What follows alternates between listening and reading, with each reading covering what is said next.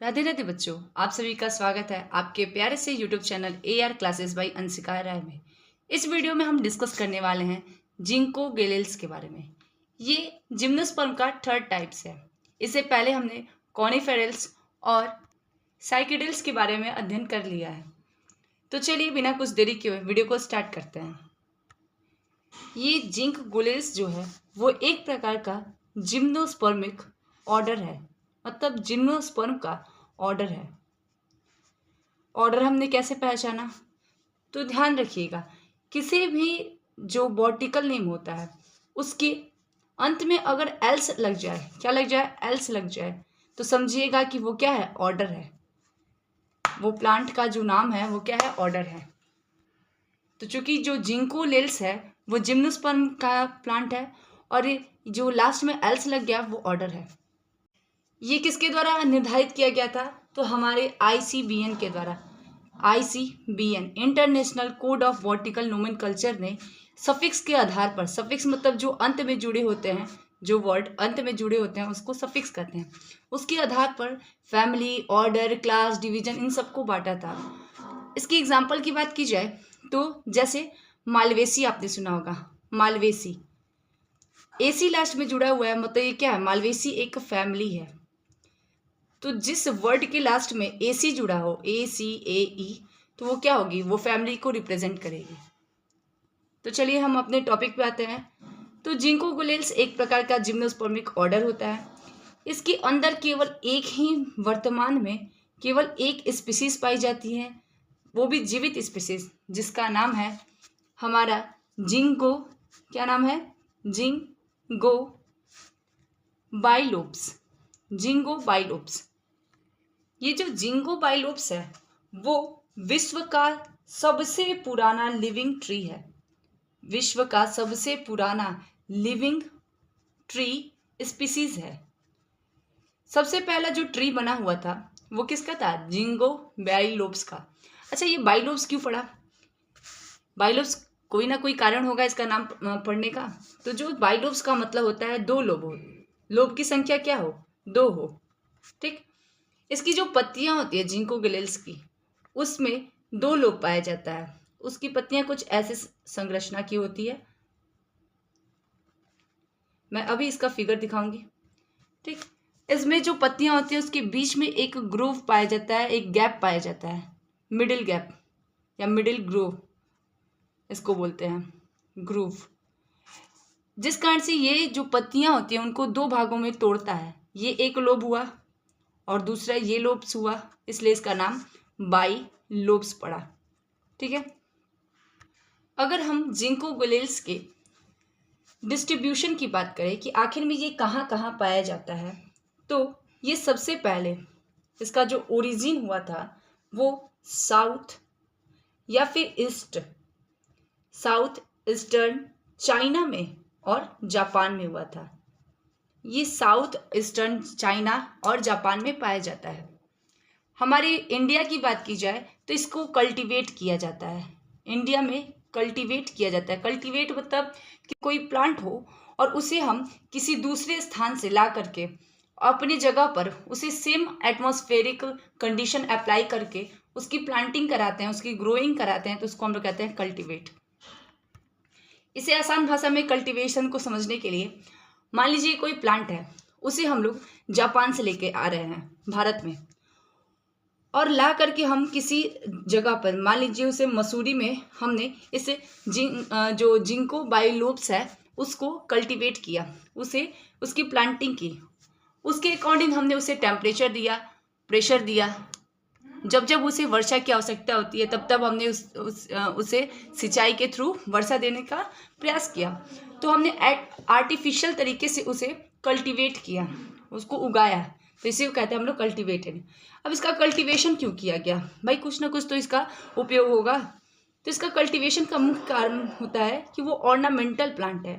Ornamental plant मतलब साज सज्जा में प्रयोग किया जाता है। कहीं भी सजावट होगी तो इस पौधे की पत्तियों को या उसके पार्ट को उपयोग किया जाता है। चलिए इस प्लांट के बारे में पहले बात कर लेते हैं कि ये प्लांट कैसा होगा, लंबा होगा कि छोटा होगा। तो इसमें दोनों कंडीशन होती है। कुछ जो प्लांट होता है वो शॉर्ट होता है, छोटे आकार का होता है, और कुछ क्या होता है, लॉन्ग होता है। लेकिन दोनों में एक कंडीशन सेम होती है, क्या कि उसमें जो ब्रांच होता है वो डाइकोटोमस होता है।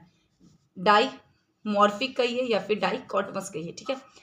तो डाइमॉर्फिक उसमें ब्रांच्ड होता है। डाइमॉर्फिक मतलब दो भागों में बटा रहेगा, कोई भी शाखा आगे चल करके दो भागों में बट जाएगी, फिर ये आगे चल के दो भागों में बटेगी। तो ऐसे डाइमॉर्फिक क्या होता है, इसमें ब्रांच्ड होते हैं। लीफ के बारे में मैंने पहले ही बताया।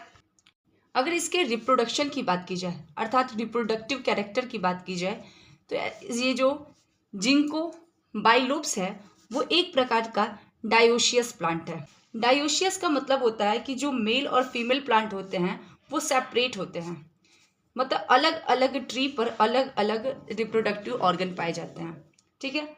और इसमें जो मेल होता है वो मोटाइल होता है।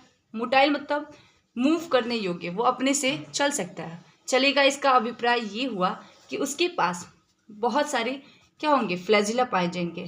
तो इसमें मल्टी फ्लैजिलेटेड होता है, बहुत सारे इसमें फ्लैजिला पाए जाते हैं, ठीक है।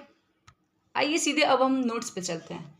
जिंको गिलेल्स आर अ जिम्नोस्पर्मिक ऑर्डर, ये एक प्रकार का जिम्नोस्पर्मिक ऑर्डर होता है, containing only one extent species. Extent मतलब वर्तमान जो स्पीसीज होती हैं उसमें केवल एक ही स्पीसीज इसके पास रह गया है, जिसका नाम है जिंकगो बाइलोप। जिसका नाम क्या है, जिंकगो बाइलोप है, ठीक है, बाइलोबा।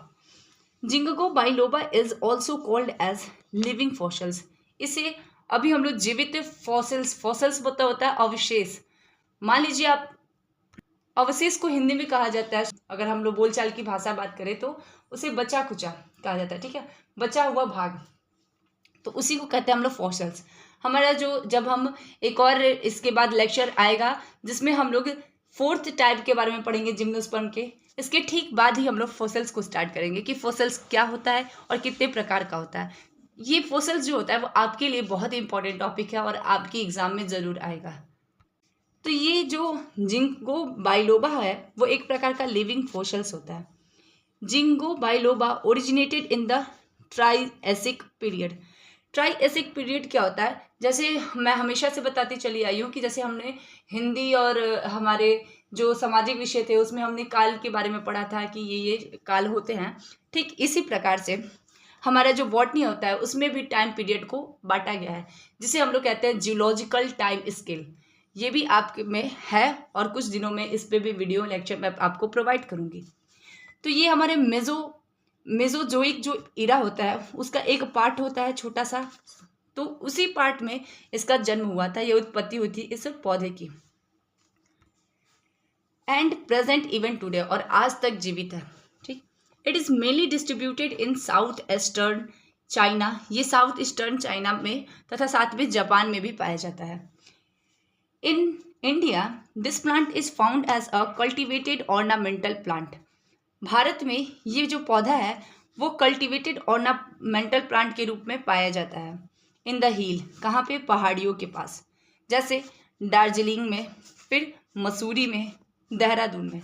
देहरादून, दार्जिलिंग और मसूरी में इसका कल्टीवेशन किया जाता है हमारे जिंको बाइलोबा का। अगर प्लांट की बात की जाए तो प्लांट आर शॉर्ट और लॉन्ग विद डाइमॉर्फिक ब्रांच। जो पौधा होता है वो या तो छोटा होता है नहीं तो बड़ा होता है, साथ में क्या होगा, शाखान्वित, वो भी कौन सी, दो शाखाओं में विभक्त होने वाली ब्रांच के साथ। इसमें दो शाखाएं होंगी हर एक एक ब्रांच में, ठीक है। लिव्स आर फैन शेप्ड, जो पत्तियां होती हैं वो पंखे की जैसी संरचना की होती हैं, फ्लैट चपटी होती हैं, and irregular notched. Irregular notched मतलब नुकीलीदार, और वो भी उनका जो साइज होगा वो रेगुलर नहीं होगा, इरेगुलर मतलब अनियमित रूप से। जैसे कि आप पत्तियों के किनारों पे देख सकते हैं, ये थोड़ा सा नुकीला टाइप का कांटेदार या दांतनुमा संरचना है, ठीक। तो इसलिए इसको कहा जा रहा है कि इरेगुलर नोज्ड। अब हम बात करते हैं आगे। They are often deeply grooved in the middle of the leaf. इसके जो मिडिल भाग में, दो लोब के बीच का जो मिडिल भाग था वो क्या था, ग्रोव पाया जाता था, गैप पाया जाता था, और इसी गैप को हम लोग क्या कह रहे हैं, मिडिल ग्रोव कह रहे हैं। इन the middle of the leaf producing two distinct lobe, दो अलग अलग लोब का निर्माण करता है, मैंने स्टार्टिंग में ही बताया। Hence the name ginkgo biloba, इसलिए इसका नाम जिंगो बाइलोबा कहा जाता है, ठीक है। इट इज़ यूनिक, ये बहुत ही यूनिक है। यूनिक का शुद्ध हिंदी अद्वितीय है, ऐसा कोई मिल ही नहीं सकता। And it has dichotomously branching veins, और इसके जो वेंस हैं, वेंस मतलब सिराएं, वो भी क्या थी, विभक्त हैं। आगे चलकर 2 भागों में विभक्त हो जाएंगी इसकी सिराएं, ठीक है। तो इसी को कह रहा है डाइकोटमस वेंस, ठीक है। रिप्रोडक्शन की बात की जाए तो जिंको गोलेल्स आर डायोसियस प्लांट। जो जिंको गोलेल्स होता है वो एक प्रकार का डायोसियस प्लांट होता है। डाई मतलब 2, उससे समझ लीजिए प्लांट, 2 अलग अलग प्लांट पे अलग अलग हमारे रिप्रोडक्टिव ऑर्गन पाए जाएंगे। जैसे it means male and female plant are separate, इसका मतलब मेल और फीमेल जो प्लांट होगा वो अलग होगा। The male gamete are multi flagellated, जो मेल गैमेट होता है वो बहुत ही अधिक फ्लैजिलेटेड होता है, बहुत सारी इसमें फ्लैजिला पाई जाती है, और फ्लैजिला का काम ही होता है कि वो मूव कराए। एग्जाम्पल की बात की जाए तो ginkgo biloba is one of the oldest living tree species in the world, ठीक है।